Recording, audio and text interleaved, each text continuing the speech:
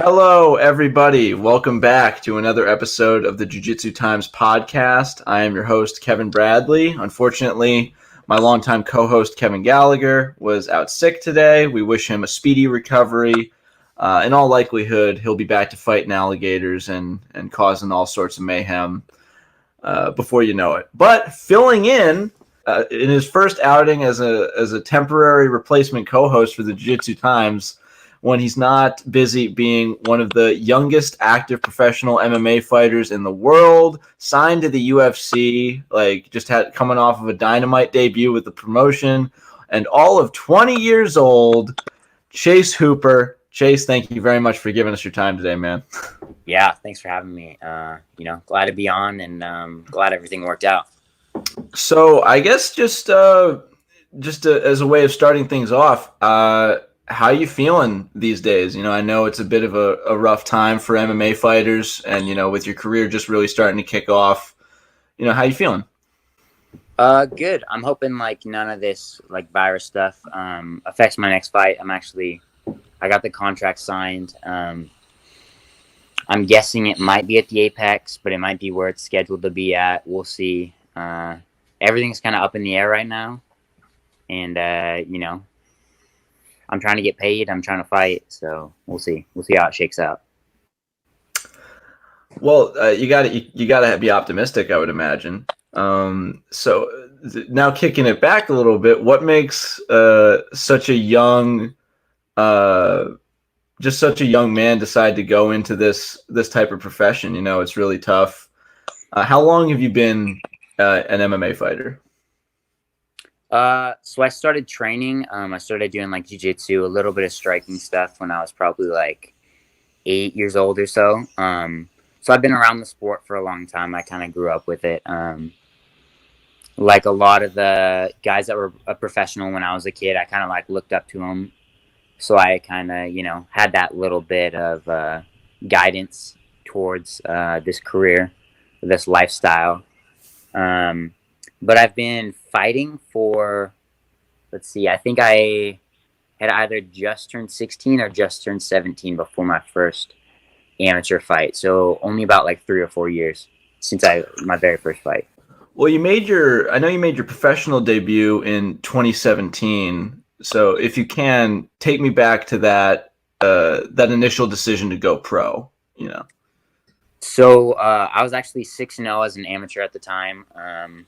Every single one of my amateur fights was a first round finish, which is, difficult to do with the amateur rounds only being 3 minutes instead of 5 that you have for pro. I'd fought some tough fights. I beat some of the best guys around, at the amateur level. So then we decided to take the next step and jump up to pro and start making some money.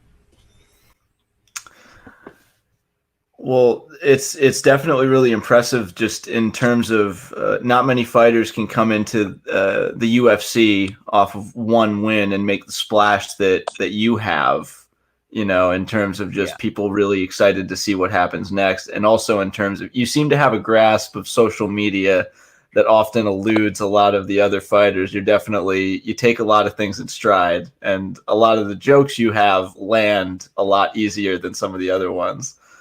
Yeah. Do you attribute that to your age or what else? Age for sure, and I guess this is kind of like a two-part because of the age. Is because my generation grew up with social media.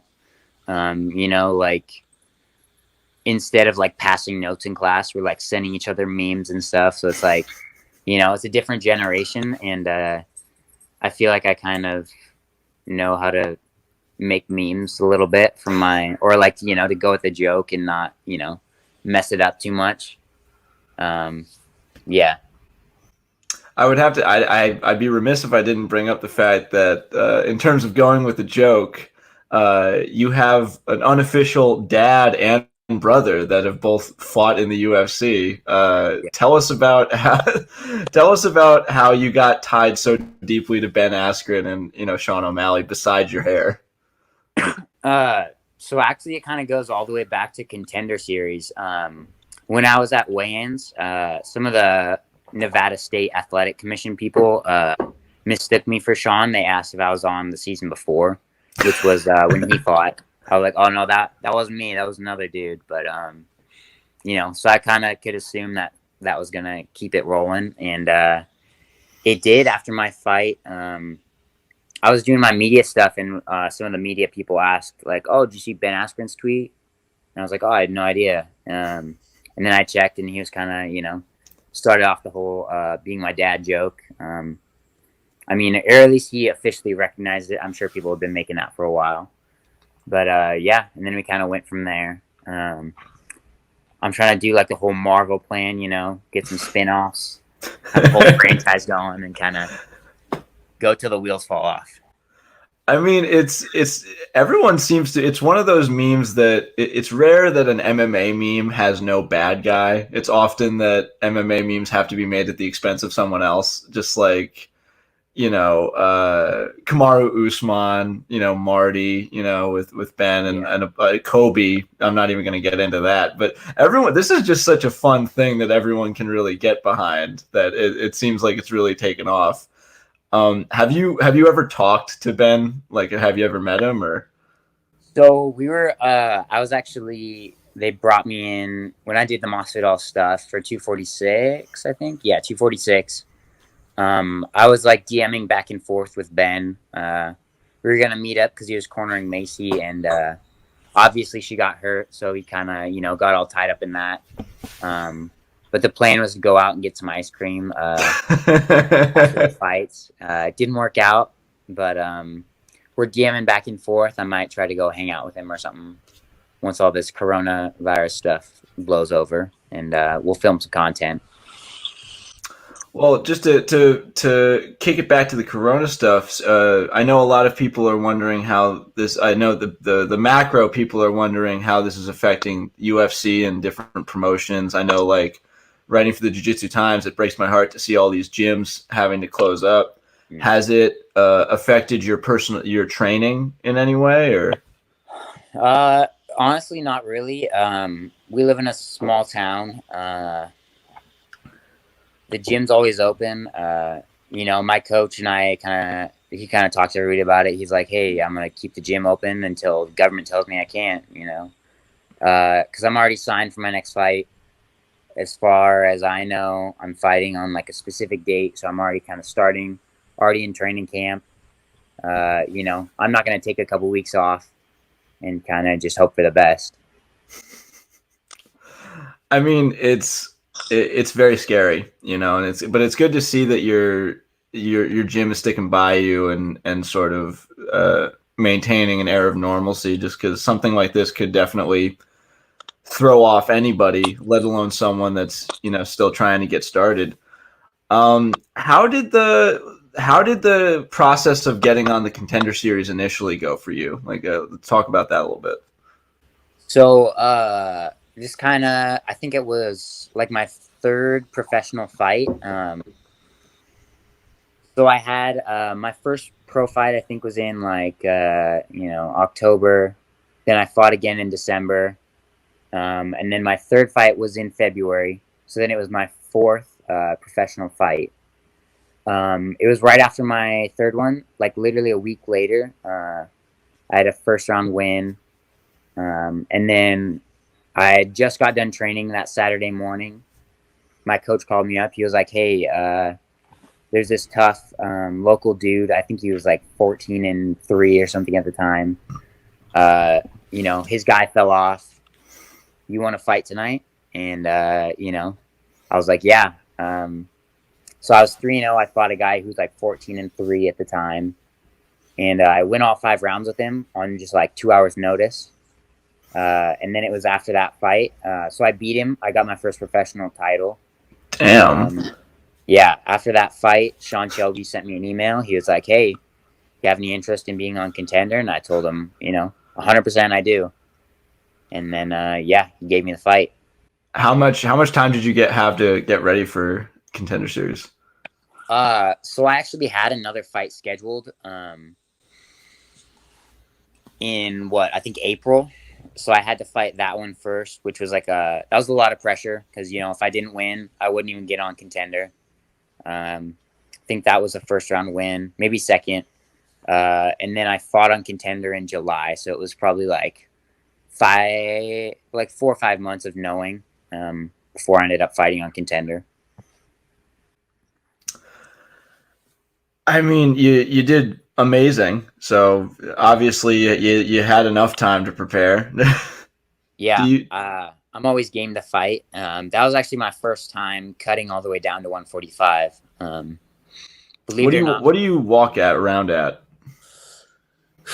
uh, probably mid 70s. Jesus.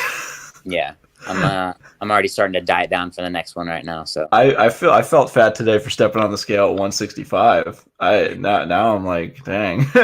Maybe yeah, I need to pat myself on the back a little bit.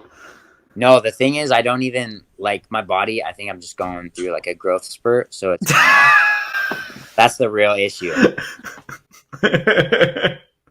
You're the only UFC fighter that might have to change weight classes because your body is still developing. My No, lord. I don't know how Max stayed at 45 as long as he did. I think he came in when he was around 19 or 20. And I he's mean, still there. yeah.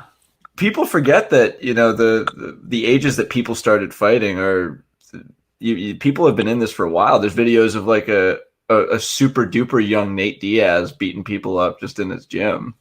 Yeah. So now this is sort of a weird question, but do before you went pro, so you went to high school.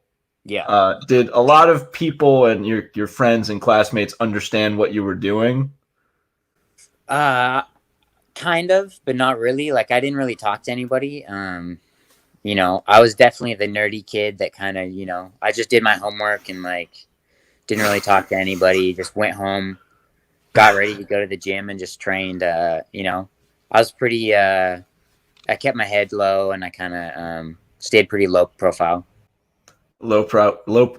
Oh, then you were low profile. Yeah. Now you're emceeing NASCAR events. Yeah, I just kind of fell into all this stuff. I think that's kind of part of the humor in it is that I'm not natural with doing this stuff, so they just kind of throw me into it, and it's funny. They're just trying to see how uncomfortable they can make you. Yeah, I mean, it's very interesting you say that, just because with this era of the UFC has been sort of defined by a lot of people's ability to talk trash and sort of make waves in terms of a fight. Do you foresee yourself having to sort of step into any roles like that, or?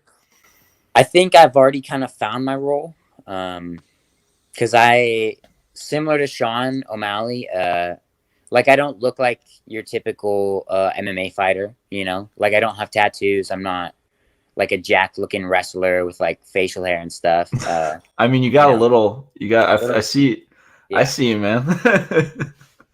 No, but I think that kind of makes me stick out, especially with the age and all that. And I feel like it wouldn't seem genuine if I was trying to trash talk people because I'm not that type of fighter.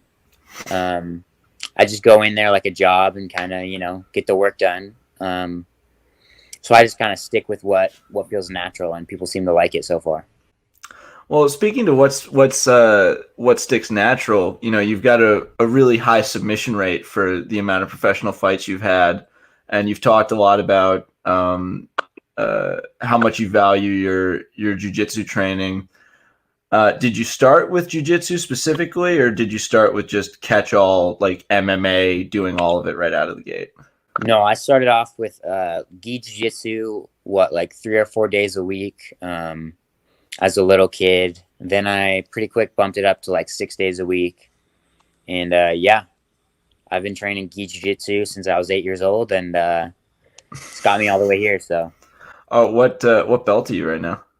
I'm on my fourth stripe on my brown belt right now. So, Oh, dang, son.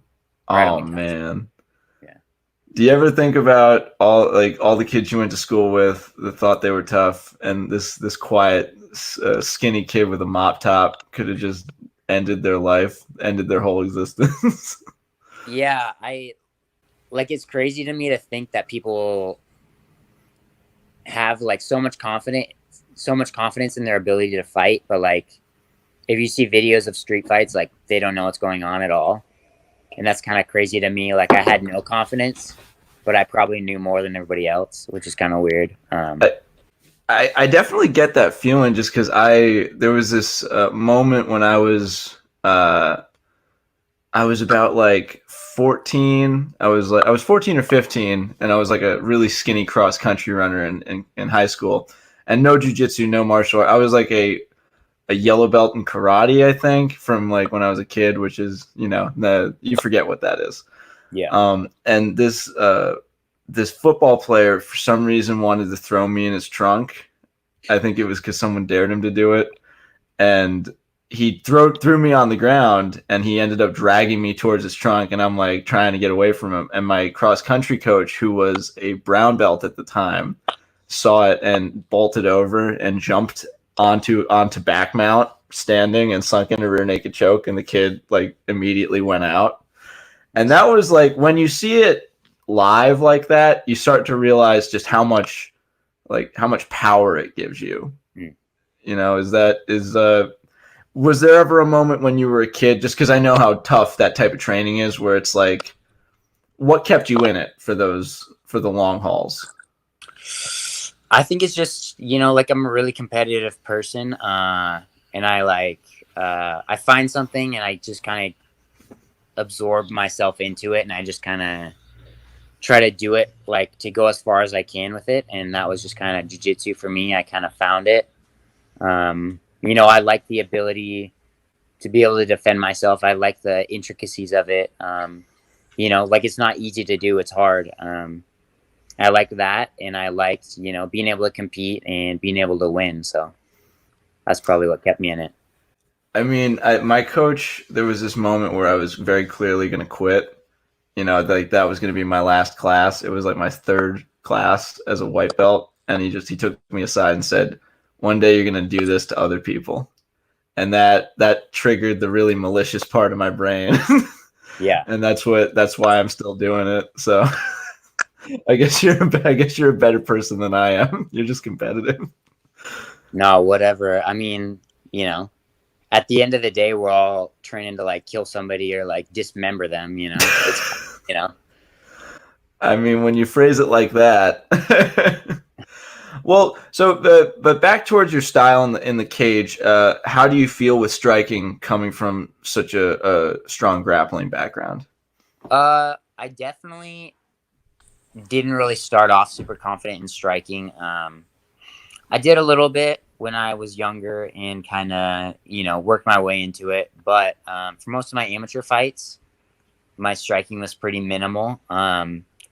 I think a lot of people think my striking is worse than it is from the Contender series. So I'm going to kind of let them think that for now. But I mean, you won with your debut was a victory by TKO. So, I mean, that's got to count for something. Yeah. So I kind of, I've been keeping it low profile, but I've been, doing a lot of striking, a lot of stand-up stuff, working on all my footwork, trying to get faster, trying to be more explosive. I think I might be able to show that a little more this next fight once it gets announced and all that. Can you tell us anything about the future insofar as like fight details, or is that under wraps right now? I'm not sure. I'm sure if I just, name the opponent, that'd be kind of an issue, but I was supposed to be on one of the cards in May. But we'll see whether or not it's in the location they say it's going to be in.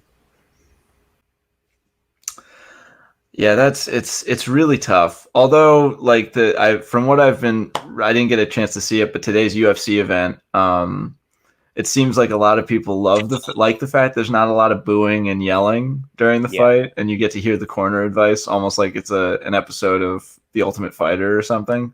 Yeah, so that's interesting. Very similar to what I've seen from like some of the old Pride fights in Japan and stuff, because the Japanese audience is like so much different. They're like quiet. They actually like try to watch it.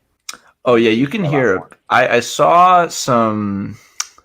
You can almost hear a pin drop, and Eddie Alvarez actually talked about that a lot when he made the move over to One Championship. Is that like they're very, very respectful. Yeah. Have you gotten much FaceTime with any of the big names in the UFC or? Max Holloway was talking to me a little bit at 245. He was a super cool dude. He was pretty chill because he kind of, he came up in the same situation where he got into the UFC super young, so it kind of, I guess related with him. I don't know, like around the Performance Institute, you see a lot of the like big name guys just kind of wandering around, and it's cool. I've seen like Zabit, I've seen like Dominic Cruz, Cerrone, like all these guys just casually walking around. Oh man, has the stardom effect worn off? Like, are you starting to see these guys as your coworkers yet, or? I feel like I don't know what it is, but I've never really had that with anybody. Like I got to meet Forrest Griffin when I got there, and I was like, "Oh, hey, how's it going?" Like, because I don't know. I feel like I realize once I see people, like, yeah, they're just regular people. They've put in, a similar amount of work to me to get to where they're at, and they kind of, I'm sure they get annoyed about it after a while. Like, you don't want people just running up to you taking pictures at the PI, where it's supposed to be like a ton of high level dudes. So you kind of, I try to take that into consideration. You don't have to name names, but have you ever seen like a really prominent dude at the Performance Institute, and you were like, in the back of your head, you're like, oh, I could take him. Definitely a lot of guys in my division. Ooh, that's kind of my. That's my thing. Is like when I see guys, I tend to get more confident. Like, oh, okay. Like, in my head, I picture them way bigger than they are. Like, you can say huger on the show. Yeah, I'm trying to work on my grammar, but yeah, no, it brings everything into perspective, and they seem more human when you see them in person. Well, it's got to be confident knowing that although everyone is a very high level all around fighter, like how many high level, like really high level grapplers are there? Like yeah, there's something once you getting up to that that brown belt, black belt level, you like the rules start to get a little fuzzy, Yeah, so there's definitely some people that I've seen that are like black belts, but not necessarily on the level that I would say. They're not necessarily world class black belts. They got it maybe because they're in the UFC, which is kind of interesting to see. Or they're people that used to have really great jiu-jitsu, but they kind of they focus too much on the striking. Not to call anybody out, but you can call. Oh, if you want to, I'm not going to stop. Ooh. Her last fight with Jermaine, like the grappling, I was a little bit, like I like Amanda Nunes. I like her style. She's a fantastic fighter, but I feel like it looks like she hasn't been spending as much time grappling. Like she should have just murked Durandamy on the ground, like you're a Brazilian Jiu-Jitsu black belt fighting a Dutch kickboxer. Like you should be able to kind of handle them however you want. It shouldn't be as back and forth, especially with the grappling. I can't even. I'm having trouble remembering her last submission. Yeah, I think she's just kind of. Yeah, it was in 2016. That was the last time she submitted someone in the octagon. Yeah, I think she knows she can hit hard, so she's kind of more focusing on that. But I like people that stay true to the roots of jiu-jitsu and all that.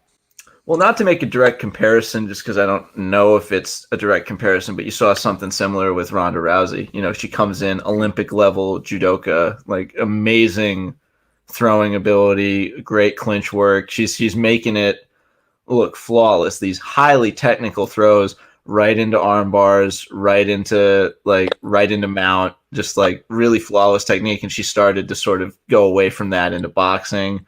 Edmund, her coach was saying she could beat up Olympic boxers, and it's just, So, do you think that while you're gonna continue to get good at striking, you're never gonna forget your home base? Definitely. I'd like to kind of take the Damian Maia approach, where he has good striking, but he strikes enough to get to where he wants to be. He strikes enough to clinch or to get takedowns.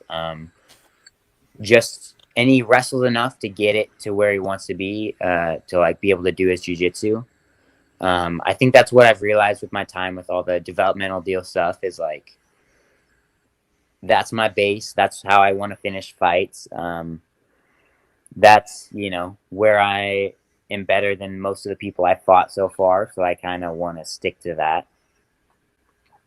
Do you still put in any time in the gi, or is it all no gi, like MMA style jiu-jitsu? Yeah, so 5 days a week I do gi, 1 day a week I do no gi. I do obviously a ton of MMA stuff, which involves the grappling, but I love gi jiu-jitsu, so I kind of stick with it. Once I get really close to fights, maybe like the last couple weeks, I'll still like drill for gi jiu-jitsu, but then I'll just take my top off and do more no gi MMA rolling. What kind of guard player are you? I gotta ask. It depends if I'm gi or no gi. It's so much harder. I feel like to play more. It's harder to play open guard no gi. But I'm definitely big on the no guard or the open guard and the like inversions, kind of going upside down type of stuff. For no gi, I use more like De La Hiva and X guard. I only asked just because I've been doing more no-gi lately, and I've been playing around with rubber guard, and I know a lot of people still have some weird opinions about 10th Planet, but I've been loving the transition from rubber guard to omoplata.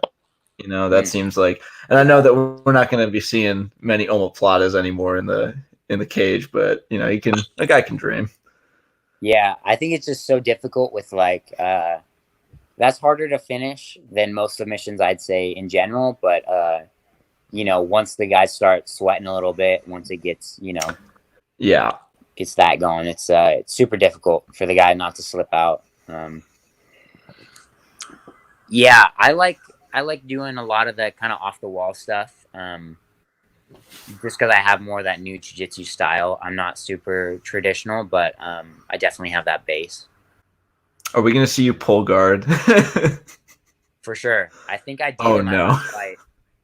Yeah, I was gonna. That's why I was asking. It kind of looked like you were pulling guard a little bit, and I was like, Yeah. "Oh my god, he's pulling a Dylan Dennis." Oh no. No, Well, it worked out. Well, since you're like since you've reached such a high point in jiu-jitsu, we see a lot of like very prominent MMA fighters from like all sorts of promotions doing sort of cross events with like submission grappling. You see a lot of MMA fighters do like submission underground. Like sometimes they'll do like, I know that there was that sumo fight at Substars recently that I just don't even want to talk about that. But do you foresee yourself kind of breaking into any of those sorts of events, like showcasing your skills in the gi or no gi, just to keep yourself fresh in between fights? Yeah, so I'm I'm friends with some of the guys at UFC Fight Pass. So they work with a lot of those grappling shows, mainly like EBI and stuff. I was looking at some of the combat jiu-jitsu that happened, I think, last weekend or the week before. Yeah. And, yeah, I'd like to do something like that. I think that'd be fun. Well, I know Eddie talked a while ago about bringing EBI back, and so that he would have combat jiu-jitsu and EBI. Yeah. I don't know I don't know how closely you follow, the professional BJJ scene, being as MMA focused as you are right now. But is there anyone in that world that you think you'd like to go up against? Ooh, I'd have to see. Because I'm telling you right now, you versus Nikki Ryan would sell out so fast. For sure. I think I might have a couple pounds on him because I saw when he went against Uriah. I could do that, though. That'd be fun. Are you just going to hit him? Yeah. Hit him and try not to get my knee blown out. I mean, you got to watch out for the legs, with them. Do you play leg locks at all, or? A little bit, but I know enough to know when something's going to happen. I know the right way to roll and all that. But I'm definitely not going to go in there and like jump 50-50 and try to, go toe to toe with him, as they say. Well, I see what you did there. Well, if you know the right way to roll out of a heel hook, you know more than BJ Penn, and Yeah. that's gonna be an angry email. But No, when I was watching that fight, I was like, oh, I think he's rolling the wrong way. And then, like, a half second later, he was tapping. So, I'm a one stripe blue belt. I thought he was rolling the wrong way. And that's yeah. saying something. But I mean, also Ryan Hall is such an assassin with those things. If you let him get to that position, it's like a wrap. Yeah, definitely. Do For sure. you still like follow fights as a fight fan? Are you ever like going looking for a free night to catch a UFC card that you're not on? Yeah, I mean, I watch fights kind of casually. Like, some people are more dedicated than I am. Like I remember going to a fight with some of our amateur guys, and like right before they're supposed to fight, they're watching fights on UFC Fight Pass. I'm like, oh, I don't know why you're doing that. Like, I try not to think about fighting when I have to fight, but no, I can watch it casually. Like, there's matchups that I like to see. There's fights that I'm interested in, but I look a little more closely at some of the 45 fights just for potential matchups in the future and all that. Okay, so you're saying you don't necessarily like to get too into fighting as like a passionate fan, right? Like if you've got something coming up because you're very job oriented. Do I have that right? Yeah, definitely. And I don't want to, I don't want to watch some dude get brutally knocked out before I'm fighting a guy that, is known for brutally knocking people out. So I kind of, I try not to think about stuff like that too much. Yeah, I think Gary Tonin said he made the mistake of looking up one of the guys he was about to fight, and then he just stumbled onto a highlight reel, and he was like, now I'm terrified. Yeah. Yeah. So what exactly like what sort of hobbies do you have outside of the fight game? It's just a young guy, into the culture. What's like what do you do with your free time? I do a lot of like gaming and stuff in my free time. Let's see. Sometimes I'll do some like indoor rock climbing, just for a little bit of cross training. I'll go swimming, do yoga, hang out with my dog. Oh, what kind of dog you have? German Shepherd. I always wanted one. Oh, Yeah. I got two Shetland Terriers that I kind of want to huck off the roof sometimes. I Yeah. love them, but they're loud. Stick with one dog. That's something they don't tell you. Stick with one dog. Multiple is a lot of work. Just Yeah, go on. definitely. Yeah. I grew up with a lot of dogs, so I'm happy with one. Are we going to see a Teenage Dream Twitch channel in the near future? I'm trying to get my tax stuff done right now so I can see how much the government wants from me. But, whatever money I get to keep, I might invest in like a PC and, some stuff to get some streaming in. I'd like to start doing that. I think it'll be fun. Or you could always ask your dad, Ben Askren, to maybe Yeah. foot the bill. Like, we could bond over it. I really am waiting for that. It'll happen. I'm waiting for the day that you, Sean, and Ben Askren are all in a room together. I don't know how much Sean's into the joke anymore. Oh yeah. I don't know. It was something when like Ben Askren tweeted like, "Oh, I hope that isn't my son," and then with a picture of Sean O'Malley, and then O'Malley. It was like right before his fight, so I don't know if he was like, like a little more on edge from the cutting weight, but he like tweeted back a picture of him getting choked out by Damian Maia. He was like, "Oh, I'm glad this isn't my dad." Aww. So I was like, "Oh, that's it's a little aggressive, so he might not be into the joke anymore." Okay. Well, back to you. You talked specifically. I asked you how you were eyeing up some of your contemporaries in the PI, but are there any specific matchups? Maybe in the top 10 that you're really hungry for at 145. Ooh, I like to take my time for sure. I don't want to jump into the top 10 too quick because the top 10 for 45 is stacked. Like, Yeah. Obviously there's no easy fights in the UFC, but 145 is definitely one of the more stacked divisions. And the top 10 is just full of killers. So I kind of I want to take my time. I want to see who does what. Maybe catch some of the older guys on their way out and kind of Well, I don't know about easy fights. You know, they let CM Punk in, and they might even let Logan Paul in. So, We'll see. would you take that fight? Yeah, I think he's pretty big though. Because I saw him with that video with Paulo Costa, so I think he's pretty big. But I'd take that fight for sure. Would you bump up to 205 or whatever whatever he's fighting at? For sure, I'd probably just walk in there. Just walk in. Yeah, I used to do that for my amateur fights. I'd fight at 55, but I didn't even weigh that much yet. So I was like eating trail mix and stuff like on the way to weigh-ins. How is the weight cutting process for you as a guy who's very much still developing into a full adult? No, I don't mean that sounds mean, but No, you're good. I'm used to it. It's interesting. I'm trying not to mess up my body too much permanently. Because I'm not sure how that's gonna affect my hormones and all that. I already know a little bit that it does affect like my hormones and all that. But yeah, cutting like massive amounts of weight kind of sucks. But I have enough. Like I'm driven enough to be able to do that. But I'm just trying to make sure that I'm not doing too much to where I'm gonna have a poor performance or to where I'm gonna, hurt myself in the long run. Well, just frame of reference, my dad is the only one of his brothers that is below 6 feet, and he's also the only one that was like really into wrestling in high school, and he was cutting massive amounts of weight. Like his liver almost shut down sometimes just because they really didn't know what they were doing back then. So Yeah.